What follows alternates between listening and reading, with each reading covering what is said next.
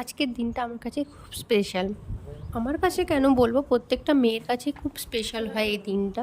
কারণ আজকে আমি প্রথম 5 মাসের স্বাদ খাবো। তো মামনি এখানে আশীর্বাদ করছে 5 মাসের স্বাদ খাওয়ানোর আগে। মানে বাঙালিদের, আমরা যেহেতু বাঙালি, তো আমাদের কোনো কিছু শুভ অনুষ্ঠানে মালা ঘুমসিটা লাগেই। তো মামনি প্রথম মালা ঘুমসিটা পরিয়ে দিচ্ছে আমাকে। মালাটা পরিয়ে দেওয়ার পরে এরপরে নিয়ম আছে যে 5 মাসের স্বাদে, মানে আমাদের 3টে স্বাদ হয়, 5 মাসে একটা, 7 মাসে একটা, 9 মাসে একটা। তো 3 বা 3টে নোয়া লাগে।